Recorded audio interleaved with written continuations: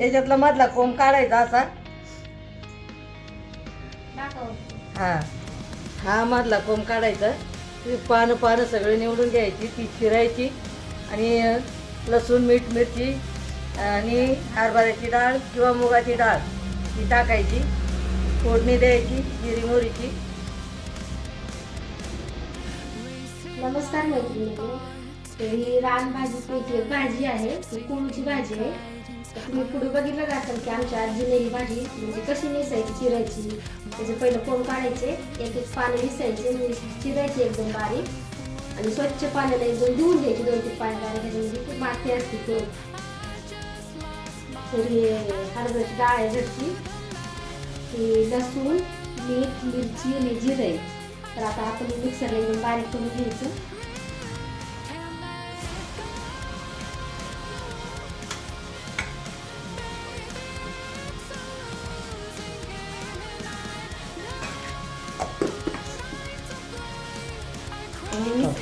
मिक्सरला मी मीठ मिरची लसूण वाटून घेतलेला आहे. जास्त बारीक पण नाही करायचं, असं आबडधोबड वाटून घ्यायचं.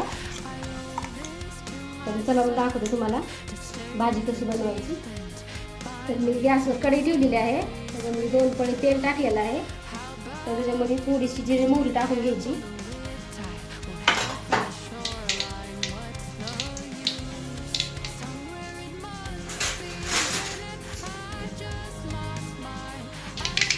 तर आपली मोहरी अशी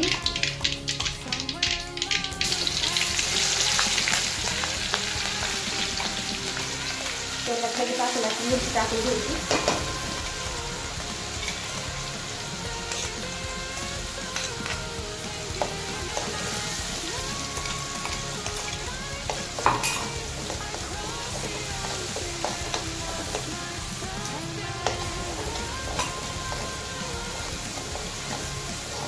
चांगलं आपलं असं परतून झालेलं आहे.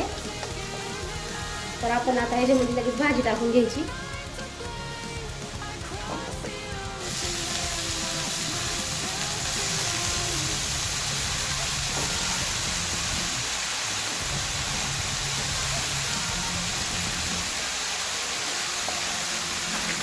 तर हरभऱ्याची डाळ आहे, मी 2 तास भिजत घातली ती पाण्यामध्ये.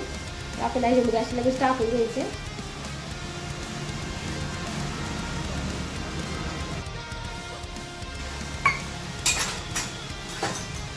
चांगली अशी हलवून घ्यायची, एकजीव करून घ्यायची.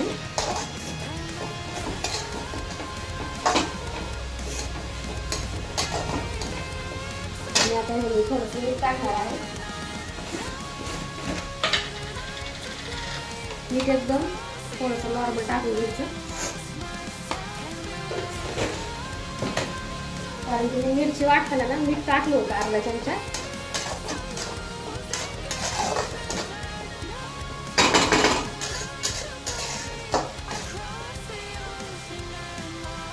तर आपली अशी भाजी 10 ते 15 मिनिटं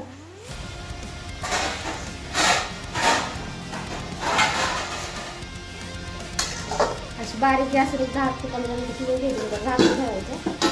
10-15 मिनिटं झालं ना भाजी एकदम मस्त शिजती.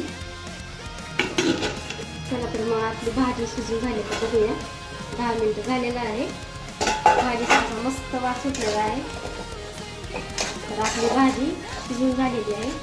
तर भाजी शिजताना ना अजिबात पाणी नाही टाकायचं. भाजी कमी असते ना त्याला आपोआप पाणी सुटतं भाजीला. तर बघा आपली भाजी अशी मस्त शिजून झाली. तर तुम्हाला ही रेसिपी कशी वाटली नक्की सांगा कमेंट करून. आणि चॅनलला सबस्क्राईब करायला विसरू नका. तरी बाजूच्या भाकरी संग भाजी एक नंबर लागते. तर आपली भाजी झालेली आहे शिजून.